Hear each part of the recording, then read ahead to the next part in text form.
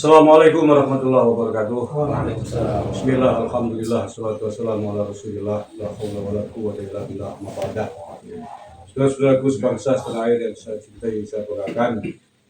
Alhamdulillah rabbil alamin, pada malam hari ini kami bisa suan dengan beliau Gus Abbas, pengasuh pondok pesantren Ad-Da'wah Buntut Cirebon. Saya terus Alhamdulillah sehat. terus pada kesempatan kali ini kami ingin menanyakan satu hal tentang apa yang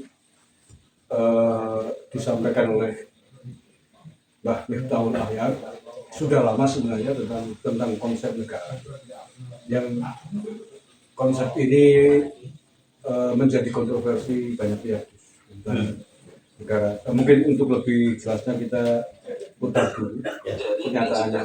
Konsep dulu kalau udah pakai sandal yang di tangan aku nih, aku jamin pasti kalian langsung buang sandal lama kalian. Darurat dimulai sampai sekarang dimulai atau dan terpaksa sementara dan Soekarno adalah wali amri Indonesia. Presiden katakanlah wali amri ini Abdurri, tapi Abdurullah. Kalau Pak Karno sudah mendapatkan gelar wali amri Indonesia, lalu bagaimana selanjutnya dan sampai sekarang? Apakah bukan Abdurullah? Artinya paling tidak semua itu wali amri Abdurri semua. Anehnya kenapa hal yang berubah kok dimoni? Padahal istilah Abdullah harus dihilangkan.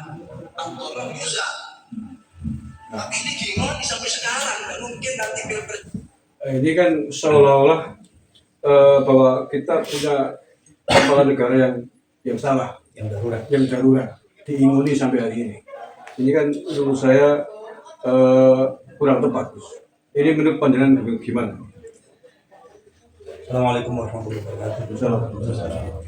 Bismillah, alhamdulillah, salatu wassalamu ala sayyidina Rasulillah wa ala alihi wa sahbihi wa ala la hawla wa la quwwata illa billah. Saya lihat apa yang disebutkan oleh Kiai Miftahul Ahyar itu jelas sangat salah dan keliru di dalam membahas tentang masalah doruri. Memahami doruri itu bagaimana dan dikaitkan dengan ad-darar yuzalu. Ini seolah-olah ad-darar yuzalu itu yang darurat itu kemudian harus dihilangkan, sehingga pemerintah itu harus dihilangkan. Berarti pemerintah darurat itu artinya boleh diganti dengan yang lainnya, bahkan harus diganti dengan yang lainnya. Itu menurut saya itu salah. Itu nggak benar. Saya katakan nggak benar. Tidak sesuai dengan konsep usul fikih. Jadi konsep doruri di situ, di dalam masalah yang berkaitan dengan usul fikih, itu ada dorar. Dorar itu ada yang mengatakan doron itu adalah kalimat jamak daripada dorun bifathid dod atau bidomid dod turun. Doror. Ada yang mengatakan doror itu adalah mufrad, jamaknya adalah ad-darar. Ada lagi namanya darurat, ada lagi daruriyun. Ini tidak sama. Jadi kalau seumpama kesimpulan beliau seperti itu ya, saya sendiri ketawa. Saya yakin beliau itu masih belum paham tentang masalah usul fikih itu. Jadi harus dikaji lagi itu beliau itu. Kenapa? Sebab saya lihat begini ya. Jadi yang namanya doror abdoror yuzalu dengan darurat itu beda tempat. Ya, kalau darurat itu kondisi darurat, kalau doror itu faktor-faktor yang merusak sehingga menimbulkan satu hukum yang disebut hukum sifatnya daruriyun. Ya, itu adalah hukum harus ditegakkan. Daruri sifatnya harus. Daruriyun itu adalah satu kebutuhan esensial untuk manusia, baik secara agama, spiritual, atau kemanusiaan yang harus dilakukan, harus ada, harus dilakukan, harus dilaksanakan. Sebab kalau tidak dilaksanakan, maka akan terjadi kerusakan. Itu namanya daruri. Jadi artinya kalau seumpama Soekarno itu, Bung Karno itu diberikan julukan oleh Nahdlatul Ulama waliul amri daruriyyu bisyauka, itu artinya adalah orang yang dipasrai perkara tentang masalah yang berkaitan dengan negara Indonesia, termasuk kemerdekaan dan membentuk semua yang ada di Indonesia, ngurusin semua. Ya tentunya bersama rakyat, bersama para ulama dan kiai, dan bersama para tokoh-tokoh semua. Itu yang di depan adalah Bung Karno. Ad-daruriyyu itu yang harus ada. Yang harus ada. Walaupun keharusan itu kemudian tanpa adanya istifa'us syurut. Dipenuhinya satu syarat-syarat untuk nasbul imam, untuk mendirikan atau untuk mengangkat sebuah mengangkat sebuah presiden. seperti harus pemilihan. Pada waktu itu nggak ada pemilihan. Ya, tapi kan jelas bagaimana sudah cukup ada BPUPKI yang diatur sudah menjadi sebuah konsensus kita semua bahwasanya BPUPKI adalah merupakan sudah sah sebagai perwakilan daripada seluruh bangsa Indonesia yang sudah dibentuk Dokuri Suzuki Chosakai. Kemudian setelah BPUPKI kemudian dibentuk PPKI, Panitia Persiapan Kemerdekaan Indonesia, yang mengangkat Bung Karno pada waktu tanggal 18 Agustus 1945, termasuk juga membuat Pancasila yang sudah dikomandangkan oleh Bung Karno di dalam rapat BPUPKI tanggal 1 Juni 1945. Di antaranya adalah satu adalah satu adalah kebangsaan, kemudian juga internasionalisme dan kemanusiaan, kemudian demokrasi, kemudian juga keadilan sosial bagi seluruh rakyat Indonesia, dan akhirnya ketuhanan yang Maha Esa. Itu kemudian yang 1 Juni itu kemudian digodok oleh BPUPKI, dan BPUPKI kemudian diteruskan oleh PPKI, sehingga PPKI dalam mematangkan pembicaraan tentang masalah Pancasila itu, termasuk juga mengangkat Bung Karno sebagai presiden, itu adalah digodok. Di antaranya adalah ada 9 orang, dan di antaranya adalah Bapak Haidar Hashim, Ki Agus Salim, dan ada Soekarno, ada Pak Muhammad Hatta. Pak Muhammad Hatta ini adalah seorang putra daripada ulama besar. Kalau nggak salah itu bapaknya juga Mursyid Torekoh, Naqsyabandiyah. Itu sudah dimusyawarahkan, sudah matang. Dianggap sudah mewakili aspirasi dari seluruh rakyat Indonesia dalam rangka mengurusi bagaimana Indonesia kan ini, termasuk kemerdekaan Indonesia sebelum dan pasca kemerdekaan Indonesia. Dari keputusan PPKI ini, itu Anda sudah jelas dan sudah sah. Soekarno sebagai presiden dan kita semua sebagai bangsa Indonesia sudah mengamini semua. Apalagi bisyaukah, kemampuan. Kata Bapak Hasbullah mengatakan karena di Indonesia ini yang mampu mengurusi seluruh kepentingan orang Indonesia, mengakomodir seluruh kepentingan orang Indonesia, baik sebelum kemerdekaan atau pasca kemerdekaan, itu adalah Bung Karno. Dan orang semua sudah mengamininya. Maka ketika kemudian masuk ke BPUPKI, digodok ke PPKI, maka itu dianggap sebuah konsensus daripada yang harus dimufakati atau harus dipegang sebagai sebuah amanat kebangsaan yang harus dipegang oleh seluruh rakyat Indonesia. Maka ini tidak boleh ditongkel, Gus. Ini nggak boleh ditongkel, nggak boleh digantikan. Jadi keputusan mutlak. Lah sekarang bagaimana hubungannya dengan Waliyum Amil Dorul Bisyauka? Lah ini kenapa pada waktu itu Indonesia langsung memilih Bung Karno melalui PPKI tanpa adanya pemungutan suara. Ini kan berarti tidak ada istifaq syur, tidak ada pemenuhan syarat-syarat pemilihan Masmul Imam. Karena dilakukan karena keadanya darurat. Sebab pada waktu itu Indonesia memerlukan seorang pemimpin. Kalau tidak ada pemimpin, kalau tidak ada presiden, itu maka terjadi perpecah belahan. Terjadi perang saudara. Semuanya fraksi-fraksi yang ada di Indonesia mengklaim dirinya berhak atas kemerdekaan. Bahwa mereka lah yang memerdekakan. Bahkan masing-masing mau berdiri sendiri. Ada yang mengatakan sosial politik, ada yang mengatakan ekonomi, ada yang mengatasnamakan agama dan Islam. Macam-macam. Ini kalau seumpama dibiarkan, maka akan terjadi doror di Indonesia ini. Apa dorornya? Sesuai dengan apa yang disebut dengan Al-Asbab wa Nadhair, yaitu kitabnya Imam Suyuti, yang mengatakan bahwa ad-doror dalam masalah ini adalah hubungannya dengan maqasidus syariah. Maqasidus syariah diantaranya apa? Al-kulliyatul khamsah, yaitu satu adalah hifdzuddin. Kalau seumpama tidak dipilih presiden, maka agama akan rusak. Perang saudara itu tidak ada yang menguntungkan agama. Walaupun perang itu mengatasnamakan agama, tidak ada yang menguntungkan agama. Masjid, madrasah bisa bilang, madrasah bisa rusak. Nomor 2 adalah hifdzun nafas, menjaga jiwa. Kalau terjadi peperangan antar saudara, jiwa kita. Apa bedanya kalau begitu dengan setelah merdeka dan sebelum merdeka? Kalau semua pada akhirnya kita perang juga. Nah, hifdzun nafas. Kemudian adalah hifdzul akal. Akal akan hilang, kehancuran akal, logika. Nomor selanjutnya adalah hifdzun nasab, generasi, keturunan, dan hifdzul mal, terus materi akan besar. Lah ini yang disebut oleh maqasidus syariah, hifdzuddin, hifdzul akal, hifdzul nafas, hifdzul nasab, dan hifdzul mal ini ketika agama itu rusak, ketika kerusakan itu terjadi pada harta, keturunan, akal, dan jiwa, ini disebut doror yang bisa menimbulkan keadaan yang disebut keadaan darurat, sehingga muncullah satu hukum qaidatul kulliyah yang disebut dengan ad-daruratu tubihul mahdhurat. Maka istifaq syurut untuk tasbih imam dianggap darurat, keadaannya darurat, tetapi hasil daripada hukumnya itu sah karena tubihul mahdhurat, memperbolehkan ibahan, dan itu sah. Satu itu. Nomor 2, jadi adanya Nahdlatul Ulama itu kemudian adanya Nahdlatul Ulama memunculkan satu keputusan bahwa Bung Karno itu waliul amri dorul besyauka itu tahun 1953 dalam Munas Alim Ulama di Cianjur. Sedangkan keputusan Bung Karno sudah jadi presiden sejak tanggal 18 Agustus 45. Itu Kacet berapa tahun itu? 10 tahunan. 10 tahun ya? 10 tahun, 13 tahun ya? Ya, 13 tahun. Berarti artinya apa? Dulu orang-orang yang bermufakat, kemudian ada beberapa perjalanannya itu terjadi perdebatan, akhirnya ada beberapa orang yang membela atas nama kepentingan-kepentingan yang lain. Jadi artinya apa?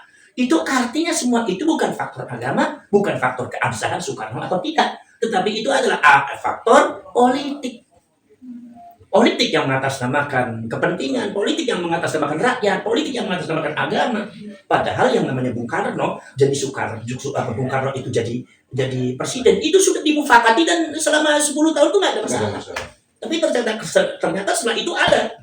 Ketika terjadi pemberontakan, ketika terjadi ada wacana-wacana bentuk negara atau perdebatan di dalam perjalanannya, ternyata ada yang setuju, ada yang tidak, dan pada akhirnya terjadi gejolak. Berarti kan faktor politis itu, bukan faktor agama.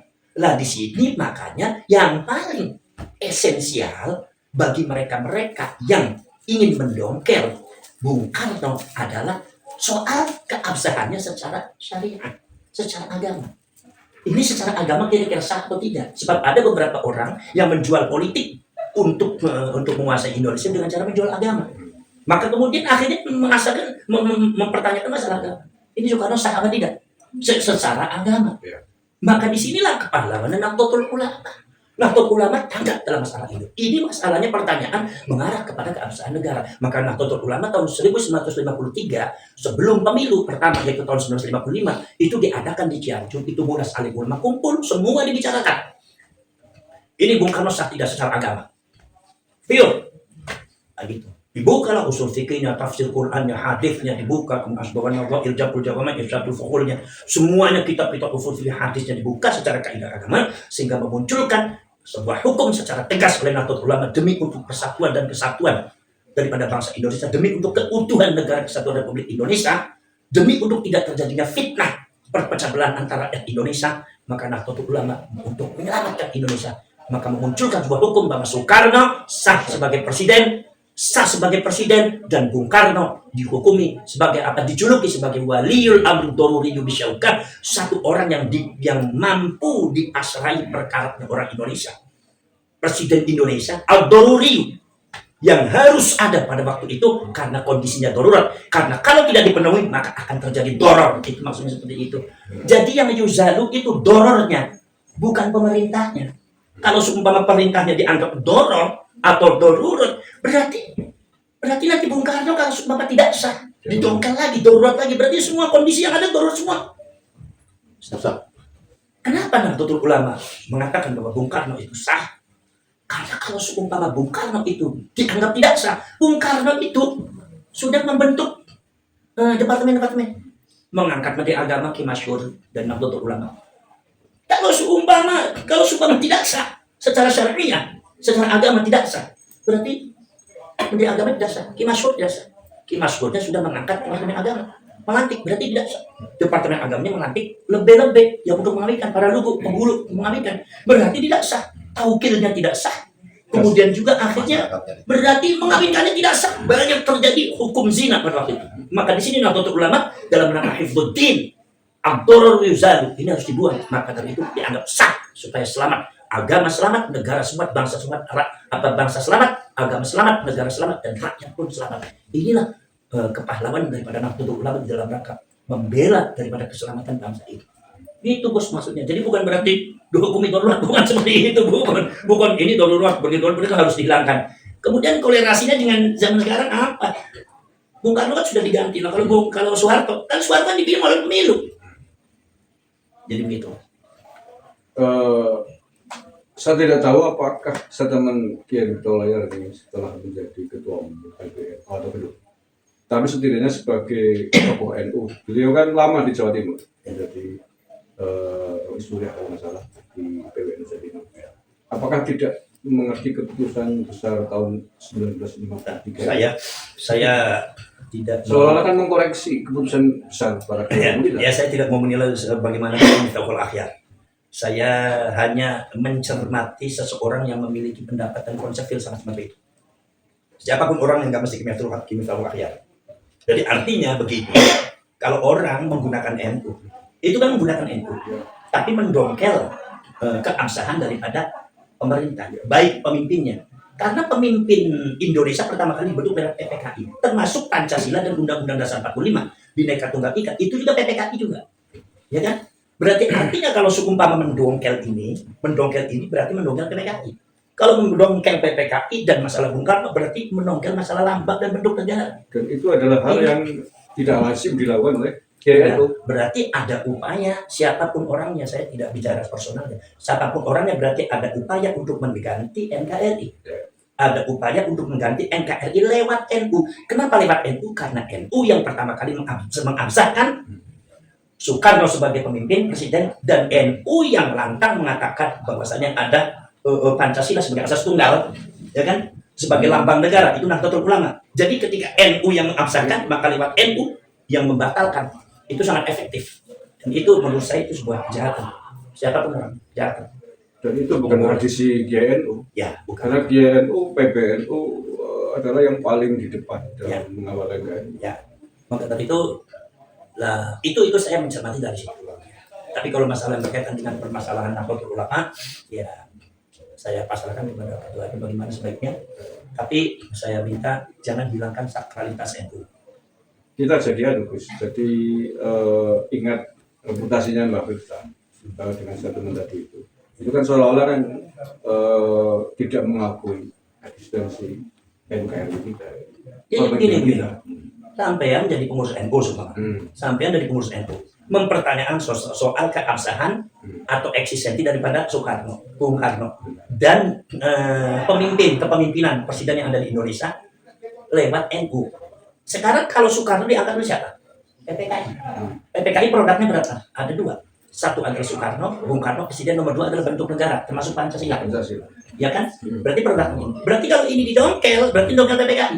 Ini kan dongkel bentuk negara ini.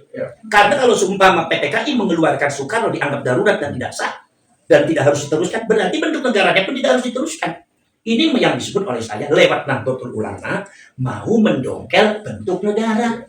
Ya kan, mau mendongkel bukan sekedar masalah suksesi kepemimpinan Soekarno atau kepresidenan. Ini bentuk negara pun tidak mau dongkel, cuma lewat NU. Dan itu kenapa lewat NU? Iya. Karena NU yang mengabsahkan adanya Bung Karno mengeluarkan Waliul Amrul Turul Syauka. Maka ketika Nahdlatul Ulama itu mengabsahkan, maka lewat NU pula membatalkan. Ini dianggapnya sangat efektif karena berkaitan dengan sejarah. Dan ini menurut saya kejahatan. Dan luar biasa karena hari ini menjadi Rais Am, walaupun sedang dipersoalkan ini. Kita jadi ingat sikap Mbah Miftahul Layar yang pernah mendukung adanya FPI. Nah, iya. Apakah saya bedanya? Iya, korelasi itu. Nah, jangan-jangan ini. Ya, warga NU harus cerdas. Jangan-jangan ada rangkaian misi ini. Nah, makanya begini, makanya untuk menyelesaikan masalah itu sebaiknya dikembalikan kepada para ulama. Gus Yahya punya satu keputusan atau gagasan, ketika masalah Islam nggak selesai, maka akan ke pengadilan. Kalau bisa menurut saya jangan sampai ke pengadilan dulu, tapi ke ulama dulu. Sebab NU itu bukan ormas biasa, tapi ormas yang sakral, membawa Al-Quran, membawa hadits, membawa nama Rasulullah, nama Allah, membawa nama Ahlussunnah wal Jamaah, Asy'ariyah, Maturidiyah, Madzhabul Arba'ah, membawa Wali Songo, membawa Mbah Hasyim Asy'ari dan para ulama yang lainnya seluruh Indonesia. Para pemali usul sejarah kewalian dan yang ada di Nusantara. Maka tolong masalah ini harus dicermati oleh kita semua. Jangan gegabah. Jangan hanya selesai secara hukum tapi nyatanya konflik tidak selesai. Ada informasi bagus terkini, Gus. Ya. Tadi sore, Sabtu sore tadi, ada pertemuan para kiai sepuh di Pondok Pesantren Tubiran. Oh ya.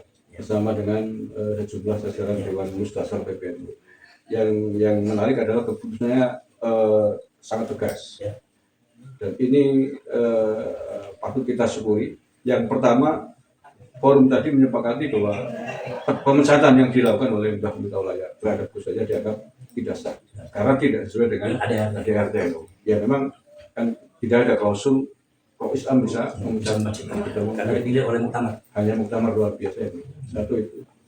Artinya bahwa manuver Kiai Miftahul Ahyar sebenarnya sudah terganjal secara moral dengan keputusan berbeda. Yang kedua, rencana Kiai Miftahul Ahyar akan mengadakan rapat pleno kalau nggak salah tanggal 9 besok dengan mengundang seluruh jajaran pengurus PBNU kecuali ketua umum nggak diundang.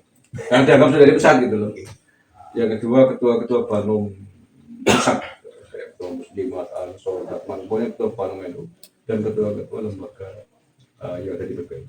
Yang tujuannya adalah ingin nanti akan memilih apa istilahnya pejabat baru pengganti ketua umum PBNU. Dan oleh forum Tebuireng diperintahkan agar itu jangan dilaksanakan dulu karena Itulah NU. akan menimbulkan Ya.